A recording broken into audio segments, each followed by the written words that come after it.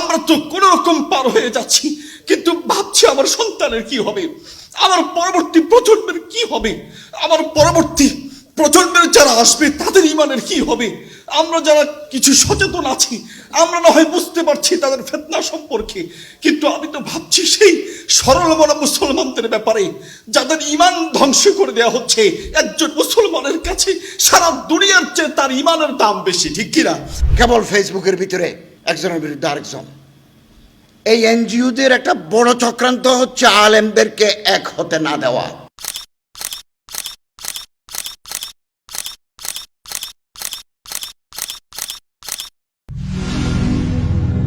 পর্যায়ে কথা বলার জন্য আসছেন মুফতি মোহাম্মদ আলী হাফিজাহুল্লাহ।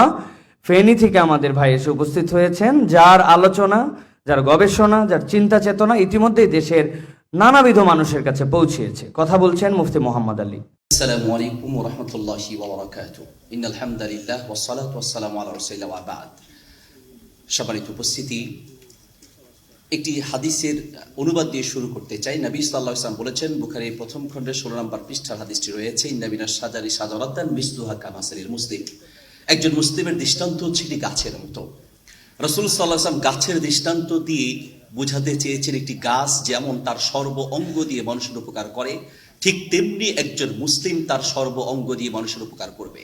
তিনি বলতে গিয়ে বলেছেন আরাদতু আন আকুলা ওয়া হিয়া নাখলা, সেটা হচ্ছে খেজুর গাছ। খেজুর গাছের কথা কেন বললেন? এই জন্যই বললেন যে খেজুর গাছ যেমন মানুষের উপকার করে, তেমনি খেজুর গাছের মধ্যে কাঁটাও রয়েছে। এর অর্থ হচ্ছে যখন কোনো অপশক্তি ইসলাম আর দেশের বিরুদ্ধে ষড়যন্ত্র করবে, মুসলমান তখন তার কাঁটার এই গুণটি দেখিয়ে দিবে, ঠিক কিনা? সবার উপস্থিতি, মানব সেবার নামে আমাদের দেশের ইসলাম ও দেশ বিরোধী এনজিওরা যা করছে আপনারা অনেকে জানেন, তার প্রমাণ রয়েছে। তারা মানব সেবার নামে বহু মানুষের ঘরে টিন খুলে নিয়েছে, সুদের বোঝা চাপিয়ে দিয়ে বহু মানুষের গাভী ছিনিয়ে নিয়েছে, সুদের বোঝা চাপিয়ে দিয়ে জমি ছিনিয়ে নিয়েছে, সুদের বোঝা চাপিয়ে দিয়ে তার আতঙ্কে বহু মানুষ নিজেরা আত্মহত্যা পর্যন্ত করেছে। মানব সেবা কাকে বলে ইসলাম দেখিয়েছে, মুসলমান দেখিয়েছে, এদেশের ওলামায়ে কেরাম দেখিয়েছে। করোনাকালীন অবস্থা তার প্রমাণ, সিলেট তার প্রমাণ। চট্টগ্রামের ডিপোতে যখন আগুন লেগেছে, তোমরা যেতে ভয় পেয়েছো, করোনায় আক্রান্ত মানুষের কাছে তোমরা যেতে ভয় পেয়েছো, সিলেটের বন্যায় দুর্গত মানুষের কাছে তোমরা যেতে ভয় পেয়েছো, এদেশের ওলামায়ে কেরাম ভয় পায় নাই, নিজের জীবন বিলিয়ে দিয়ে মানবতার সেবায় আত্মনিয়োগ করেছে, ঠিক কিনা? সবারই তো উপস্থিতি, দুঃখের সাথে বলতে হয়, কিন্তু আজ সেই ওলামায়ে কেরামকেই বিভিন্নভাবে প্রশ্নবিদ্ধ করা হয়ে থাকে, বিভিন্নভাবে। আল্লাহু আকবার। এদেশের ওলামায়ে কেরাম নিজেদের জীবন দিয়ে দেশকে ভালোবাসে, তার প্রমাণ হচ্ছে এই দেশের কোনো আলেম বিদেশে টাকা পাচার করে তার কোনো প্রমাণ নাই, এদেশের কোনো আলেম বিদেশে ঘর বাড়ি তৈরি করে তার প্রমাণ নাই।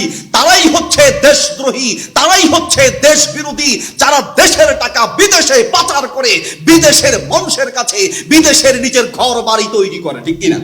তারাই হচ্ছে মূলত দেশদ্রোহী। এদেশের ওলামায়ে কেরামের দেশের প্রতি যে ভালোবাসা, তার অসংখ্য প্রমাণ। এনজিওরা মানব সেবা দেখায়।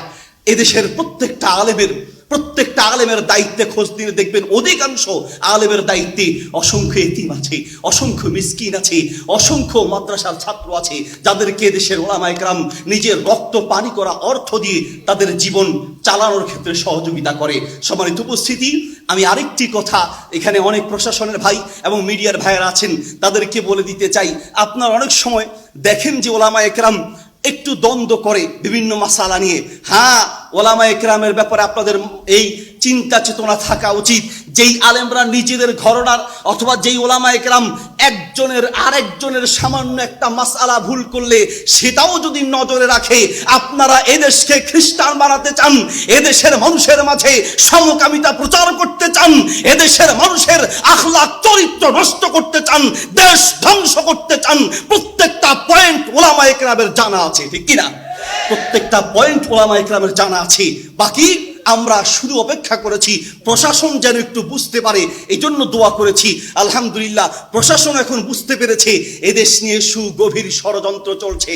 তবে মনে রাখবেন, ওলামা একরাম নিজেরা দ্বন্দ্ব করতে পারে, টুপি নিয়ে দ্বন্দ্ব, মাসালা নিয়ে দ্বন্দ্ব, মাসলাক নিয়ে দ্বন্দ্ব করতে পারে, কিন্তু যখন ইসলামের উপর আঘাত আসবে, দেশের বিরুদ্ধে ষড়যন্ত্র চলবে, ওলামা একরাম তাদের মাসলাকের দ্বন্দ্ব ভুলে যাবে, মাসালার দ্বন্দ্ব ভুলে যাবে, টুপির দ্বন্দ্ব ভুলে যাবে।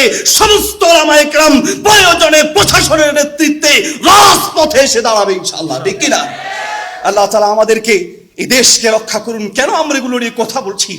এর বড় কারণ হচ্ছে একটাই, আমরা ভয় করছি আমাদের পরবর্তী প্রজন্ম নিয়ে, যারা ইউসবিহুর রাজুলু মুমিনান ওয়া ইউমসির রাজুলু কাফিরান।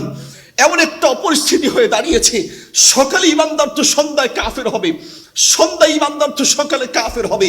ট্রান্সজেন্ডারের ফিতনা সহ এমন নব উদ্ভাবিত এমন ফিতনা তৈরি হচ্ছে, আমরা তো কোনো রকম পার হয়ে যাচ্ছি, কিন্তু ভাবছি আমার সন্তানের কি হবে, আমার পরবর্তী প্রজন্মের কি হবে, আমার পরবর্তী প্রজন্মের যারা আসবে তাদের ইমানের কি হবে।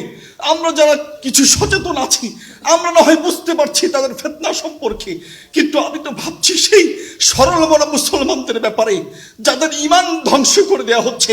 একজন মুসলমানের কাছে সারা দুনিয়ার চেয়ে তার ইমানের দাম বেশি, ঠিক কিনা? আমি তো আমার জন্য ভাবি না, আমরা তো আমাদের জন্য কথা বলি না। আপনি আমার ঘর নিয়ে যান, তাও আমার দুঃখ নাই, জমি নিয়ে যান, তাও দুঃখ নাই, কিন্তু এদেশের মানুষের ইমানের যদি আপনি আঘাত করেন, ওলামা একরাম চুপ থাকবে না ইনশাআল্লাহ, ওলামা একরাম চুপ থাকবে না ইনশাআল্লাহ। আল্লাহ তাআলা আমাদেরকে তৌফিক দান করুন, এদেশের মানুষের ইমান হেফাজত করুন এবং দেশকে রক্ষা করুন। জাযাকুমুল্লাহ খায়র, বারাকাল্লাহু ফিকুম, ওয়াসসালামু আলাইকুম ওয়া রাহমাতুল্লাহি ওয়া বারাকাতুহু।